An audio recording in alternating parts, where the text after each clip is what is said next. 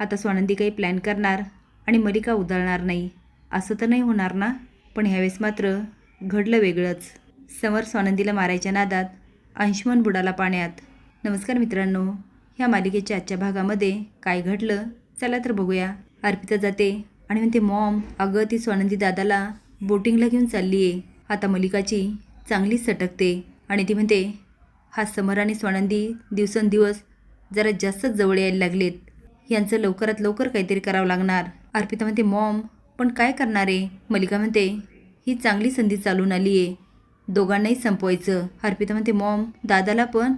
मलिका म्हणते हो दोघांना पण, एकदा की दोघं संपले ही सगळी इस्टेट माझी, ज्या दिवसाची मी खूप वर्षापासून वाट बघत होते, अखेर तो दिवस लवकरच येणार।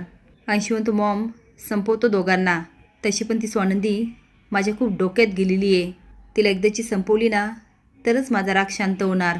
अर्पिता म्हणते आजी आहे ना।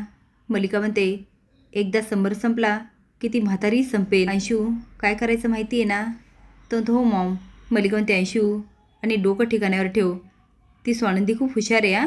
आता समर आणि स्वानंदी मस्त बोटिंग करत असतात, तेवढ्यात अंशुमन काही गुंड घेऊन जातो आणि म्हणतो कळलं ना काय करायचं ते म्हणतात हो सर। अंशू म्हणतो चला लागा कामाला आणि काम झालं पाहिजे। समर आणि स्वानंदी मात्र मस्त गप्पा मारत असतात, त्यांच्या मागे गुंडांची बोट असते हे काय त्यांच्या ध्यानात येत नाही।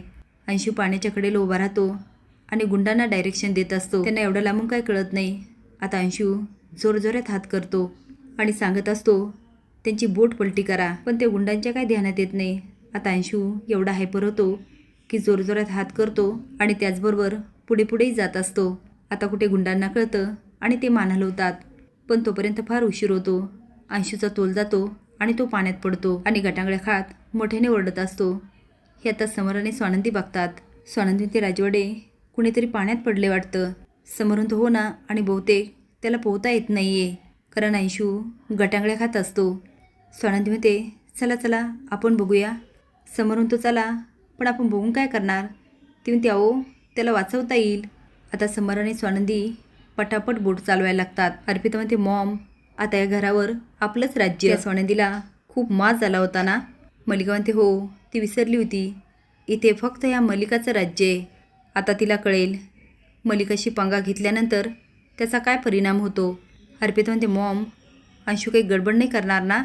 मलिका म्हणते हो ग हे अंशूचं काही सांगताच येत नाही, ते आता गुंडांना फोन करते आणि जी काही बातमी ऐकते ते ऐकून तिच्या पायाखालची जमीनच सरकते। तुम्हाला काय वाटतं आता अंशूचा जीव समर आणि स्वानंदीच वाचवतील का?